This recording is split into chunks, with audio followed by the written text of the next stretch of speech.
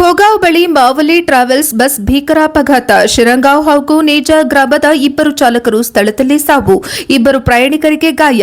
ಮುಂಬೈನಿಂದ ತಾಸಗಾಂವ್ ಕಡೆಗೆ ತೆರಳುತ್ತಿದ್ದ ಮಾವಲಿ ಟ್ರಾವೆಲ್ಸ್ ಖಾಸಗಿ ಬಸ್ ಮಂಗಳವಾರ ಖೋಗಾಂವ್ ಸಮೀಪ ಭೀಕರ ಅಪಘಾತಕ್ಕೀಡಾಗಿ ಇಬ್ಬರು ಚಾಲಕರು ಸ್ಥಳದಲ್ಲೇ ಮೃತಪಟ್ಟಿದ್ದು, ಇಬ್ಬರು ಪ್ರಯಾಣಿಕರು ಗಾಯಗೊಂಡಿದ್ದಾರೆ. ಮೃತರನ್ನ ಪರಶುರಾಮ್ ಲಕ್ಷ್ಮಣ ಮಾಳಿ 25 ವರ್ಷ, ಶಿರಗಾಂವ್ ತಾಲೂಕು ಚಿಕ್ಕೋಡಿ ಹಾಗೂ ಶಿವಪ್ಪ ಅಲಿಯಾಸ್ ಅಮೂಲ್ ಅಣ್ಣಪ್ಪ ಪಾಯಮಲ್ಲೆ 25 ವರ್ಷ, ನೇಜಾ ತಾಲೂಕು ಚಿಕ್ಕೋಡಿ ಎಂದು ಗುರುತಿಸಲಾಗಿದೆ.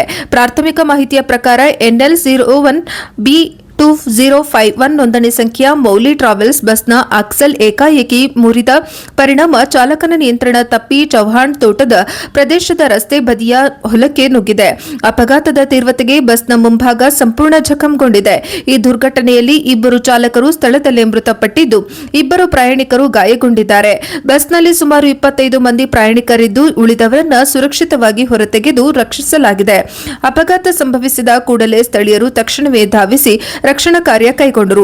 ಗಾಯಾಳುಗಳನ್ನು ಸಮೀಪದ ಆಸ್ಪತ್ರೆಗೆ ದಾಖಲಿಸಲಾಗಿದ್ದು, ಅವರ ಆರೋಗ್ಯ ಸ್ಥಿರವಾಗಿದೆ ಎಂದು ತಿಳಿದು ಬಂದಿದೆ. ಘಟನೆ ಕುರಿತು ಸಂಬಂಧಿಸಿದ ಪೊಲೀಸ್ ಠಾಣೆಯಲ್ಲಿ ಪ್ರಕರಣ ದಾಖಲಾಗಿದ್ದು, ಅಪಘಾತದ ನಿಖರ ಕಾರಣ ಕುರಿತು ತನಿಖೆ ಮುಂದುವರೆದಿದೆ. ವರದಿ ಕೃಷ್ಣ ಅರಗ, NKS TV4 ನಿಪ್ಪಾಣಿ.